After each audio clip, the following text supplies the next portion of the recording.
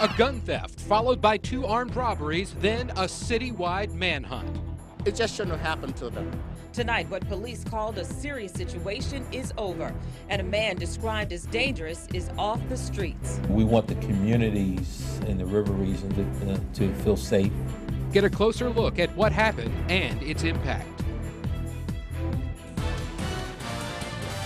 Live, local, now. This is WSFA 12 News at 6.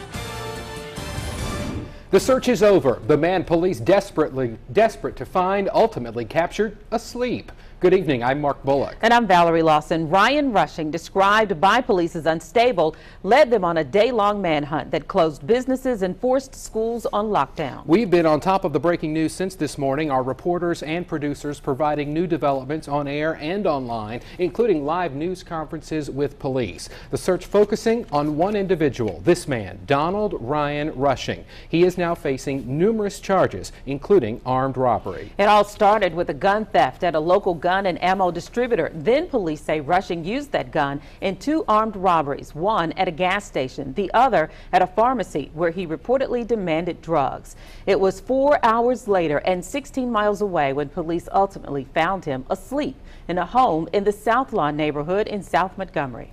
We begin our Team 12 coverage with reporter Brian Henry. He's joining us live from downtown Montgomery and police headquarters. Brian, a lot of people relieved that this is all over tonight. That's right, Mark and Val. This was an incredible day with so many people behind the scenes, including several law enforcement agencies. 6 hours of intensity mixed with high drama. The command center was abuzz with action. Investigators on the phone, making calls, receiving calls, talking to anyone who might be able to help them locate Donald Ryan Rushing. It's important that we understand his state. We understand that he has some mental challenges that we have to deal with. So again, with that sheer presence out there and talking with family and loved ones, I think that we can bring this in as safely as possible. Throughout the day, authorities reiterated Rushing was a real danger to himself, pleaded with him publicly to turn himself in. It's right at 1 o'clock. By 1 p.m., still no sign of Rushing, although more calls were coming in from citizens, according to Montgomery Police Chief Ernest Finley. 10-4.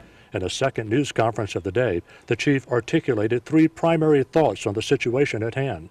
It's not an additional robbery with injuries and the well-being of Mr. Rushing himself. We want to just have conversation with him. So those are my biggest worry. And then the third thing is this, we want the communities in the river region to feel safe. By 1 p.m. today, the command center had received over 50 calls, most of them from citizens, of course. It was a citizen who broke the case wide open, a person who personally knew Donald Rushing. Mark and Val. Brian, thank you so much. And Rushing right now is in the hospital. Police have not had a chance to talk to him since the arrest because they say he's under the influence of an unknown substance. Well, this all started around 8:15 this morning on the east side of town with 3 armed robberies. And we know shots were fired at least one of those locations, the Exxon gas station on Vaughn Road. Reporter Alan Henry is live there right now. And Alan, you were able to get surveillance video showing the confrontation between Rushing and a clerk. Yes, I did, Val. Thankfully, no one was injured and no one was inside at the time. There were no customers at all.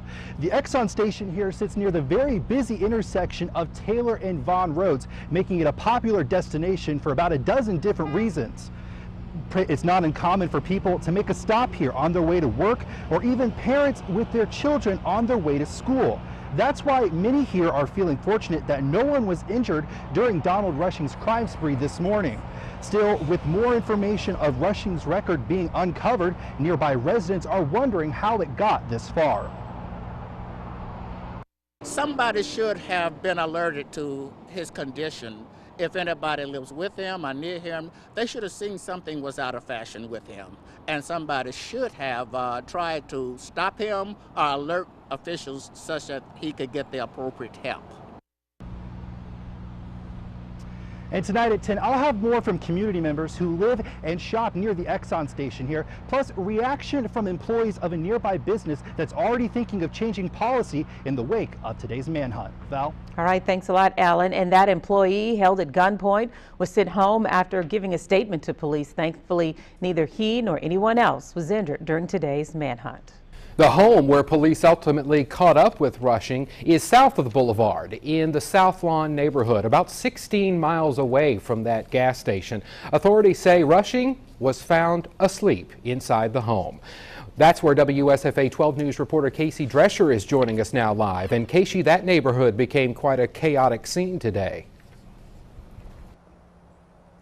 That's right, Mark. That nearly 6-hour manhunt came to an end in this home right behind me. A telltale sign that 41-year-old Donald Ryan Rushing was here was the Hyundai Sonata parked in the driveway there off to my left. It's since been towed away, but earlier investigators were really trying to get a good look inside that vehicle. They were also interviewing several females in the driveway, and there was a heavy police presence in this area. Neighbors I spoke with said that police alerted them to the happenings by knocking on the door and telling them to stay inside. One woman I spoke with said she saw police entering the home with their guns drawn, but overall it's back to business as usual here. Very calm in the South Lawn neighborhood, but opposite earlier when they found Ryan Rushing sleeping in this home behind me. Now, coming up at 10, I'll tell you how these multiple law enforcement agencies work together, and we'll also hear from the president of the South Lawn community. He tells me that he's shocked that something like this would happen in his neighborhood. Back to you. All right, Casey, thank you. We now know Ryan Rushing has a criminal past, although MPD called his previous offenses minor. We put WSFA 12 News anchor Sally Pitts on that assignment. She has a closer look at his record. This is not Ryan Rushing's first run-in with the law. We pulled up his criminal history, and here is what we found. In 2013, Rushing pleaded guilty to public intoxication. His previous arrest was 5 years earlier. In November of 2008, he was arrested for DUI. Rushing pleaded guilty. Also that year, he was charged with theft. He also pleaded guilty to that charge. Rushing was also accused of theft of property in 2007.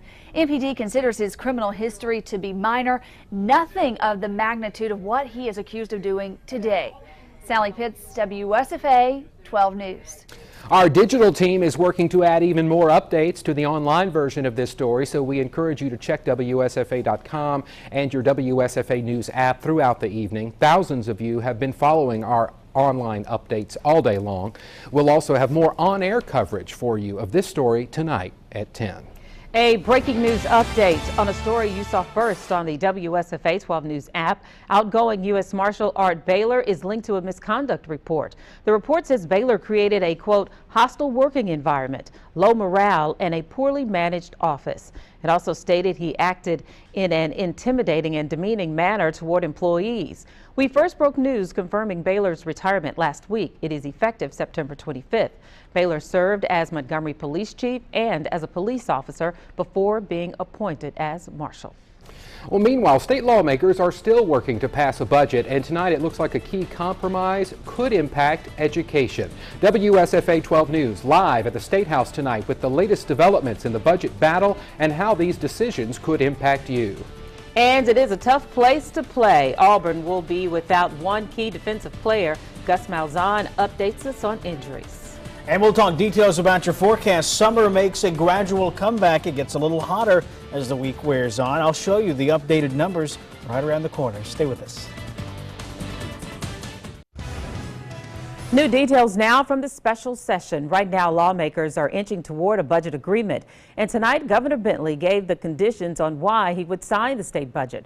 Raycom political reporter Michael Downa is live at the State House. And Michael, what are some of those conditions?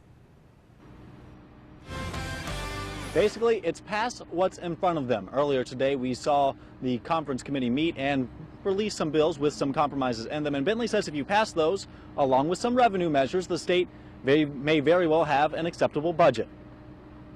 I think we're moving in the right direction. And if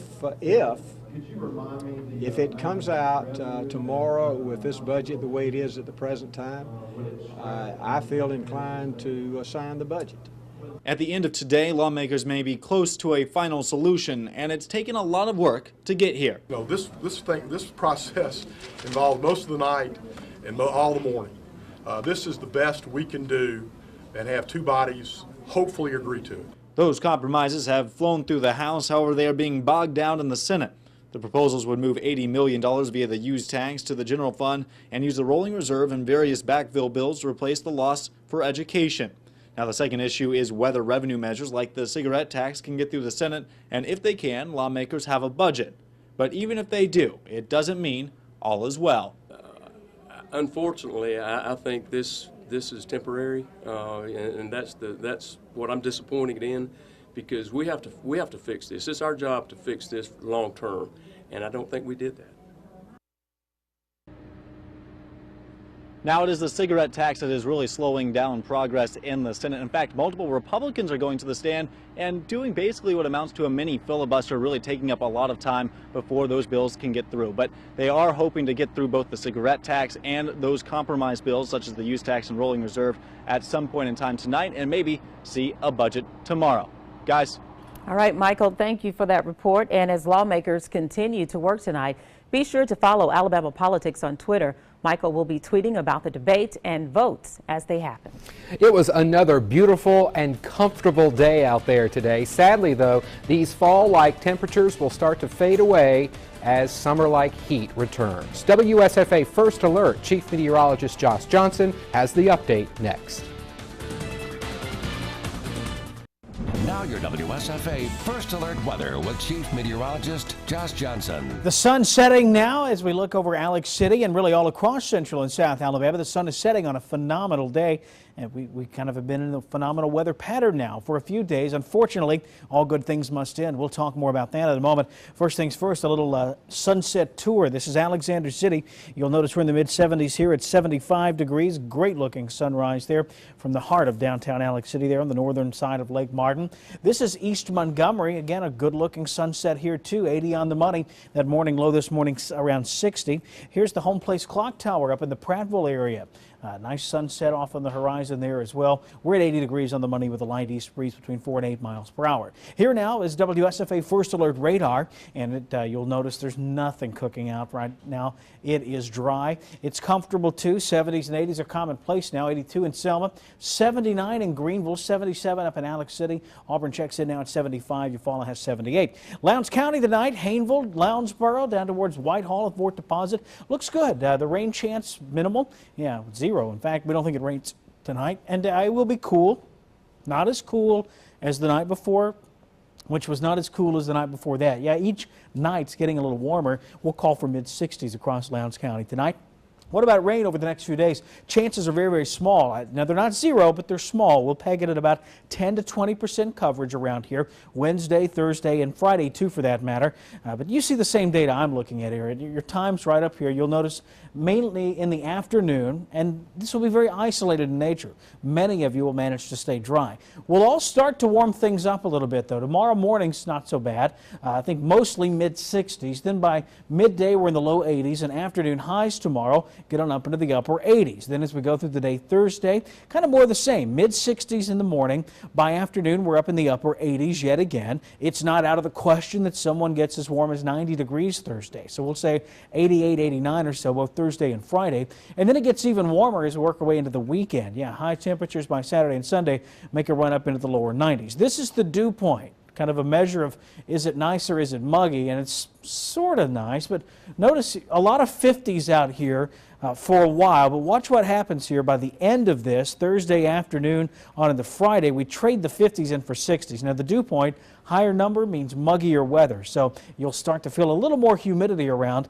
particularly as we go through Thursday afternoon and on into Friday and Saturday. Many of you getting ready to leave for an extended tailgate perhaps. Auburn taking on LSU down at Death Valley. Tiger Stadium hosting that game. It's a 2:30 kick Saturday. Rain chances basically 0. It will be hot down on the bayou. Yeah, temperatures topping out of the lower 90s if you're heading to Baton Rouge. I know many people like to make kind of a long weekend out of some of these road trips. So if you're part of the Auburn crowd headed south there. That's what you can expect going to Baton Rouge. Down to Red Stick. Should be a good game. Wind stays high, 87, and you'll notice the upward trend in temperature over the next few days, upper 80s, lower 90s. At the same time, it's not just the temperature that's heading up. Yeah, you'll notice it gets pretty muggy, particularly Thursday. On this graphic, the number on top is the afternoon high. The number on the bottom is your dew point, and anything above 60 is pretty muggy. So you'll notice over the next 7 days, it stays pretty muggy, a big contrast to the cool, crisp air we experienced over the weekend and early this week. We're going to wish for these days when it starts to get a little later in the season. So, you know, let's enjoy it. It won't be long. All right. It won't be long. Thank you. Thanks. Some former Fever Country stars nearly coached their team to a stunning upset. That's coming up next in sports. Plus, they put up 70-plus points in both games this season. How the Tide plans to stop Ole Miss, which is looking for revenge after last season's shocker.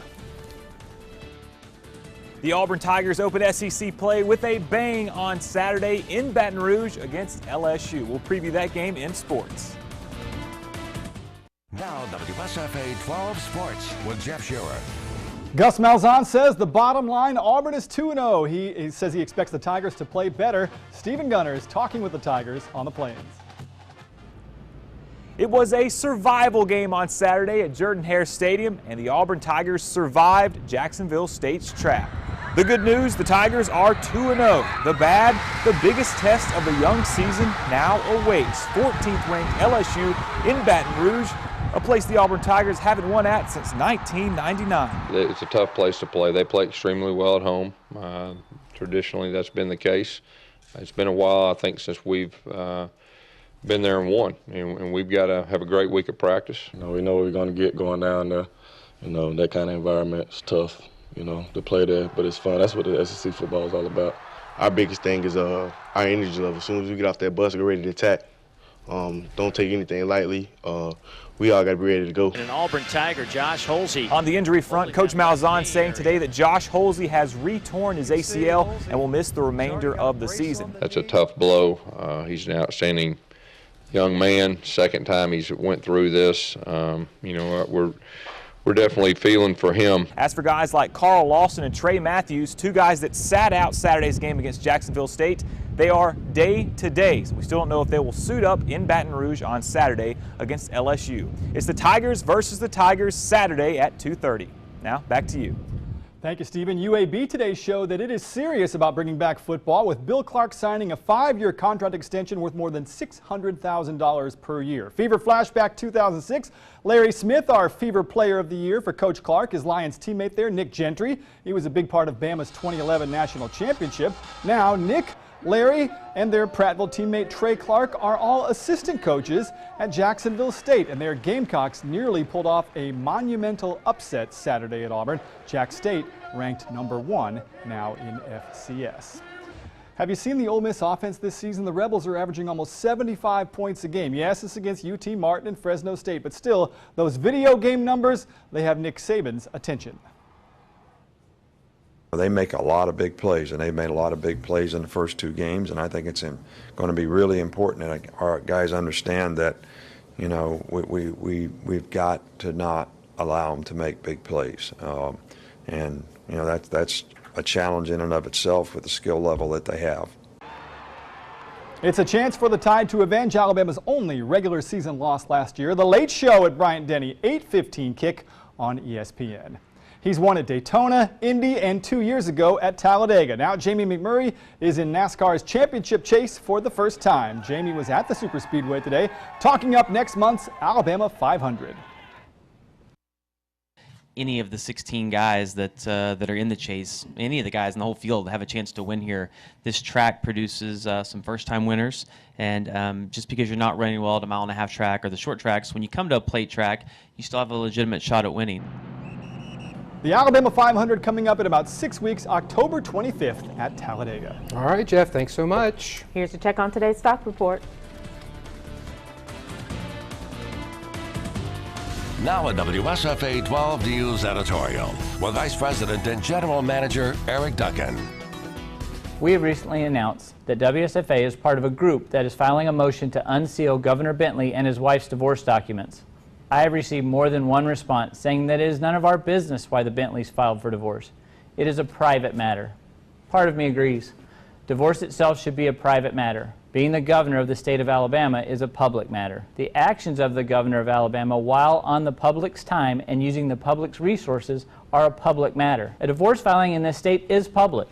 Of the 33,303 divorce filings in the state of Alabama last year, only 180 were placed under seal. That is 0.5%. It is a rare occurrence that is allowed based on a distinct set of circumstances that were addressed by the Alabama Supreme Court. We do not feel that the Bentleys' divorce falls into any of these circumstances, and therefore believe that the records should be unsealed. If we are successful in our attempt to get the records unsealed, the media, including the news department at WSFA, will have the opportunity to comment about any or everything that is in the document. My pledge is that we will be careful in our approach, as we are with all of our news stories, whether they involve the governor or anyone else.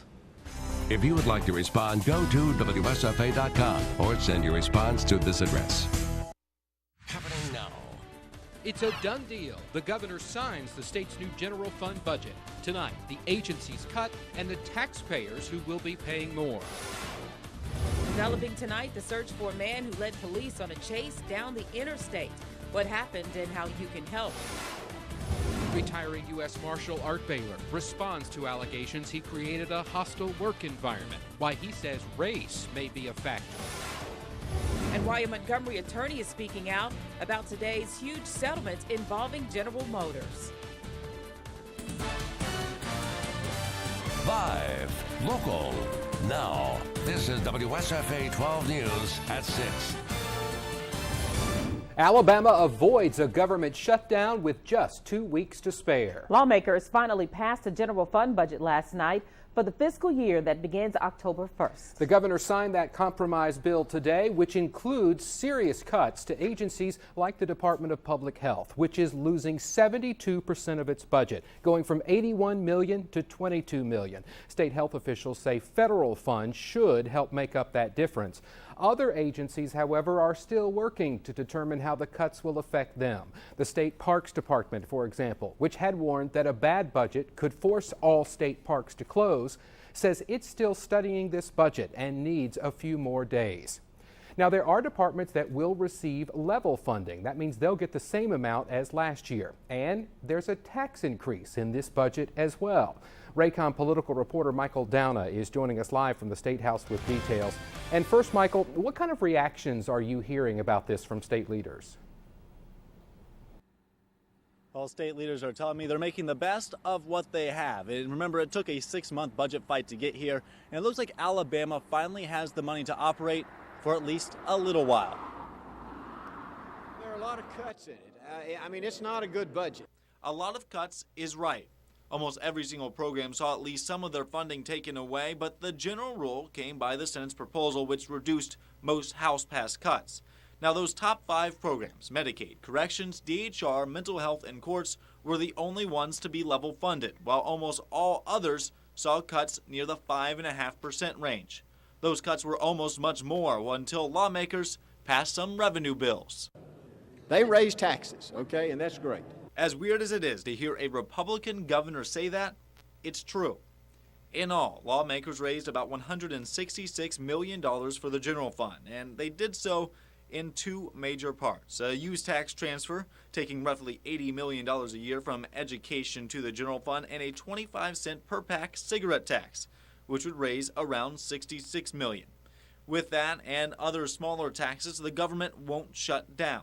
You know, it's a good feeling. I think the people of the state are glad to see this. We've done our constitutional duty. But the governor says the state needed $285 million, meaning this budget solution may not be for long. I think that this budget will get us through 2016, but we still have a long way to go to continue to fundamentally change. The main reason we could be right back here next year is rising Medicaid costs as they have continued to rise year after year. Mark? Michael, great story tonight. Thank you. And we have placed an agency-by-agency breakdown of this budget online. Go to WSFA.com for a spreadsheet comparing funding from this budget to the previous one. Now, there were some lawmakers who refused to pass this spending plan because it included a tax increase, that cigarette tax increase that Michael spoke of. Those lawmakers got together today for a picture. Senator Holtzclaw posted it online. He calls this group the Gang of Nine. Now, Governor Bentley is praising the lawmakers who did vote for the higher cigarette tax and says they may even get a little extra help. You said you'd help those that help the state. Oh, did I say that? You did. Oh, well. Let's follow up on that. What does that mean? And are you Well, not that gonna means help that those we help those who help themselves. Which means, well, I don't know. They may need something in their district. You know, I'm just saying we help our friends. That's what I'm saying. That's all I'm saying. I'm not saying that we're going to hurt anybody. I'm just saying that we're going to go out of our way to help our friends. Now, Governor Bentley did not call this budget ideal. In fact, he says it's not a good budget, but a compromise. He says he feels the state needs actually needs $100 million more in revenue. Now for a breaking news update. The search continues for a man wanted by Prattville police and other agencies tonight following a car and foot chase. The incident ended in Montgomery County near Pike Road as sheriff's deputies swarmed the area, coming up short. Reporter Jennifer Horton joins us now. And Jen, bring us up to speed on what happened today.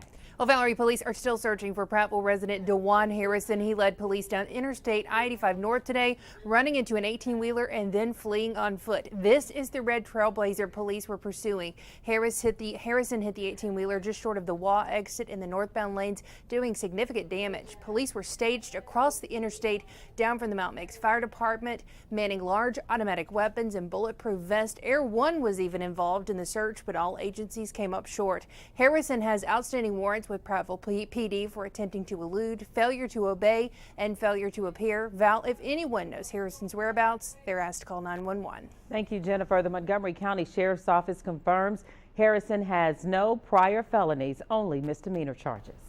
Ryan Rushing made his first court appearance today, the judge advising Rushing of the charges against him. You may remember it was Rushing who police say took a gun from one business and then used that gun to rob two others. It happened on Tuesday, sparking a citywide manhunt. A Montgomery man is facing charges for allegedly teaching his daughters how to make meth.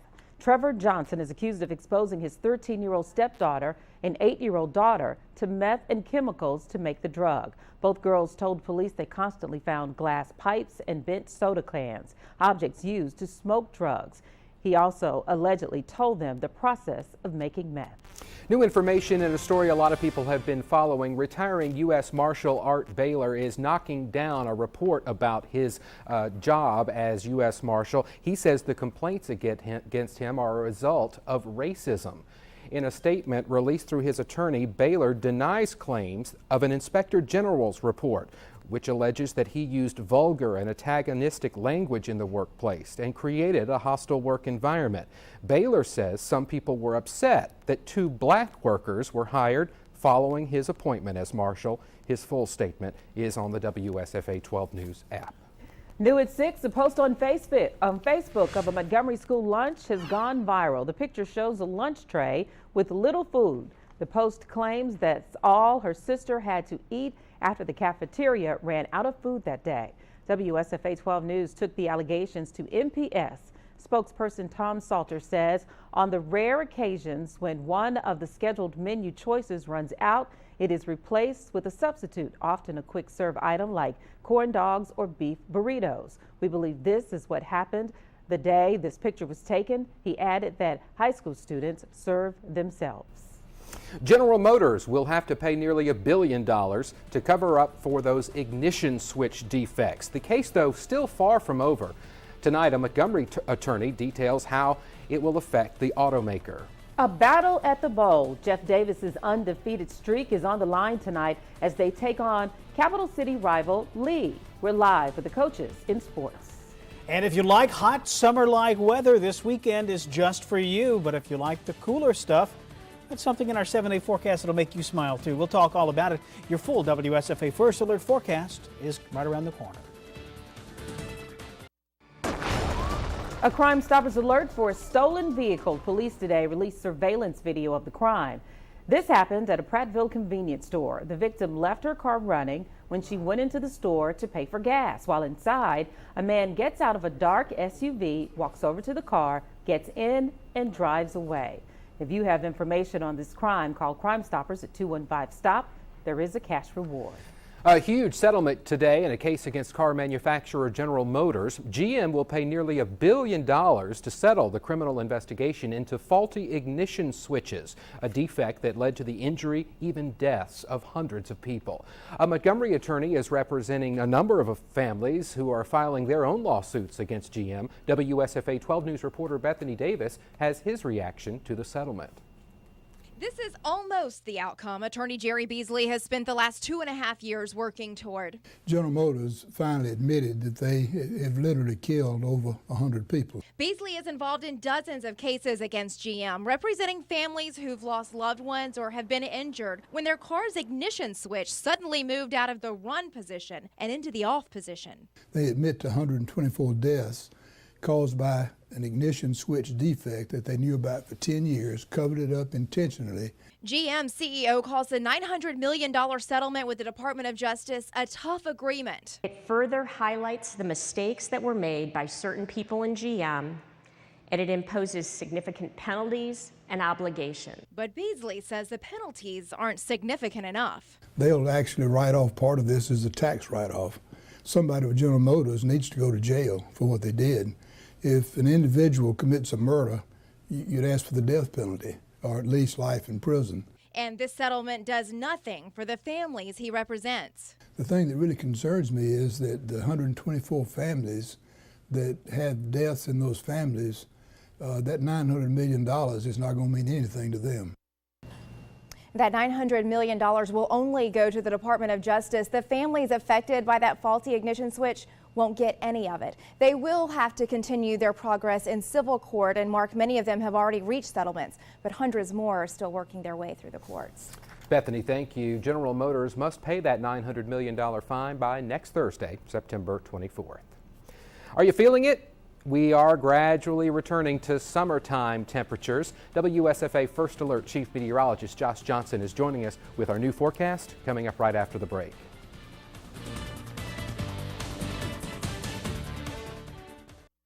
Now your WSFA First Alert weather with Chief Meteorologist Josh Johnson. Hey, we get started with some nice scenery behind me here. Yeah, some of you may recognize this. This is Lake Eufaula down in East Alabama. Yeah, the bridge there going over the lake near the Chattahoochee River, separating Alabama from Georgia.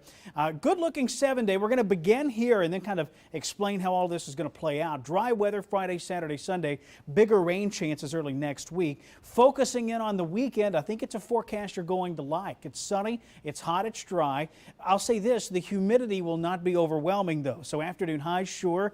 You will sweat outside, 92 Saturday, 94 Sunday, but with low humidity and cool mornings, cool evenings, temperatures at night drop down into the 60s. Overall, for a mid-September weekend, we have certainly done worse this time of year. Our record high right around now, still up in the neighborhood of 100 degrees. So it can be worse, but if you're wondering, the normal is about 88. So yeah, this is a little bit above normal. Let's take it hour by hour here as we go through the next few days. You'll notice tomorrow afternoon, I think upper 80s to low 90s. Then into Saturday, you'll notice Saturday afternoon, we pop on up into the low 90s. Saturday night, it's still pretty comfortable though. Overnight readings dropping down into the mid 60s. And then Sunday afternoon, upper 80s to low 90s. And you'll notice some cooler air begins to try to trend on in here as we get into the early to middle portion of next week. That's our next front that will bring us not only cooler air, but some rain too. Speaking of rain, there's not a drop of it in Alabama now. This is WSFA First Alert Radar, and not a drop anywhere, not only in Alabama, but really anywhere around the Deep South right now. We are in a very dry weather pattern. Zooming things out a little bit, it's a complicated weather map. Bottom line here is tomorrow, Saturday, and Sunday, Alabama is going to be between two approaching storm systems. So, hear me out on this. There's a cold front up to the north, then over to the east, there's a big area of upper level low pressure. You see it here. Here comes the front, right? So Saturday night, that front makes it into North Alabama, kind of stalls out.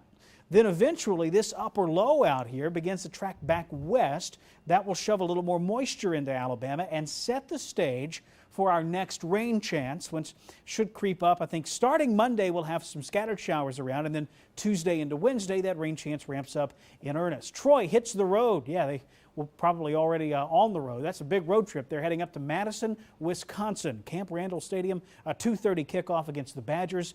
1 in 10 shot at a shower outside the game, upper 60s. By far the coolest college football forecast we have this week. Of course, it helps that they're right up close to Canada. ASU, meanwhile, hosting Grambling State. That's a 6 o'clock evening kickoff. We'll start that game in the mid-80s, then cool as the afternoon turns to evening. Bama hosting the Ole Miss Rebels. That's an 8:15 kickoff from Bryant-Denny Stadium, so you'll get the benefit of a night game, upper 70s. Our friends heading down to the Bayou, maybe not quite as fortunate. Auburn takes on LSU at Death Valley. It may feel like Death Valley. Temperatures in the low 90s at kick with a lot of heat and a lot of humidity. Quick peek at our 7-day forecast here. You'll notice the trends I was telling you about. Friday, Saturday, Sunday really looks okay. It's dry, hot. The mornings are cool and comfortable. Monday, Tuesday, Wednesday, the rain chance ramps back up. But Val, Mark, that would be great news. You know, September is off to an exceptionally dry start. We just haven't had much rain around here, particularly in the last week. I know a lot of lawns getting kind of that brown, crunchy feel. Hopefully we get some rain in here next week. All right, thank you so much. Well, a Fever Country quarterback is leading the Tuskegee Golden Tigers. What he's doing to get the team to 3-0. And it's Lee versus JD. We are live at the Battle of the Bowl. Next in sports. Now WSFA 12 Sports with Jeff Shearer.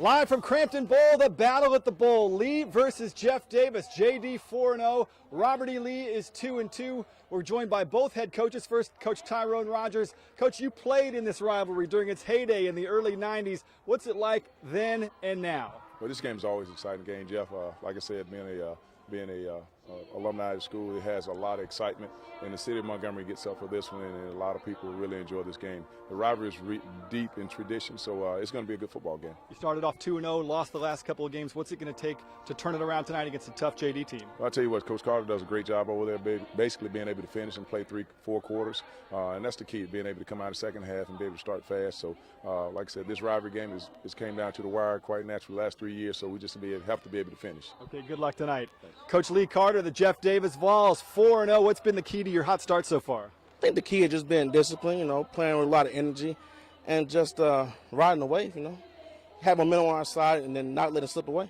What's it going to take tonight to get to 5-0 against a tough city rival? 48 minutes of tough football. We got to play smart, got to play fast, and got to play physical. All right, thank you for joining us. Hey, thank you. Good luck tonight. JD versus Lee. Highlights coming up on WSFA 12 News at 10. Another big one tomorrow night at Crampton Bowl. It's Thunderbird Thursday, the Park Crossing Thunderbirds. They're looking to get to 5-0 as well, hosting Carroll of Ozark. The T-Birds have won their first 4 by an average of 20 points. Their closest margin of victory, 2 touchdowns. A solid start for Smitty Grider's guys. I think we've progressed really well. I told the kids yesterday, it's halfway over after Friday night, the regular season is. So, it goes by fast. You wait for it to get here and you wait for it, and then here it is, and it's over before you know it. But I feel like we've really progressed well, and we're right where we need to be at this point. College football, it is Tuskegee Thursday as well. The Golden Tigers with a chance to get to 3-0 this weekend if they can beat Winston-Salem. Tuskegee quarterback Kevin Lacey from Wetumpka making sure his guys keep their foot on the gas. Don't be complacent. 2 wins, that's a big deal, but you don't want to just be settled. You don't want to be complacent and just not play hard or work to get better each week. Kickoff at 1 o'clock Saturday at Alumni Stadium. We'll have highlights Saturday on WSFA 12 News at 6. And tomorrow night, the Fever Road Show. We're taking the whole thing on the road up to Millbrook, Stanhope, Elmore, and the Carver Wolverines. 2 teams desperate for a W. That's tomorrow night on the Fever. We'll set the stage on WSFA 12 News at 6, and we'll break it down with highlights and post-game comments tomorrow night on the Fever. Tonight at 10, the Battle at the Bowl. Let's send it back to you. Looking forward to those highlights tonight, Jeff. Thanks so much for that live report. Right now, let's take a look at the stock market report. Here's where the major indexes closed today. Now a WSFA 12 News editorial with Vice President and General Manager Eric Duncan. This week, both bodies of the Alabama legislature overwhelmingly passed a budget for 2016. This is good news for state employees and state-funded programs as the October 1st deadline was looming. Things were accomplished over the past week. A moderate cigarette tax was passed. The tax still keeps Alabama well below national average, yet will provide an estimated $70 million in revenue. Money that was earmarked for the education fund was moved to the general fund. That provided $80 million. Although anyone in the education field in Alabama will tell you it was money that the education fund did not have to give. In the end, programs and departments like Medicaid, corrections, mental health, and court systems will receive level funding from last year, while many others will see cuts. When we started on this journey last February, we were told by the governor that level funding for these already cash-starved departments would not be acceptable. With level funding, we have some of the worst prison overcrowding problems in the country. With level funding, Medicaid is at best a mess. With level funding, the backlogs in the court system are ridiculous. I could go on and on. So the good news is we have a budget. The bad news, after 3 legislative sessions, we still have many of the same obvious underfunding issues that we started with in February. Perhaps in the 2016 legislative session, we will get the revenue systems to fix our state. I guess we'll talk again then. If you would like to respond, go to WSFA.com or send your response to this address.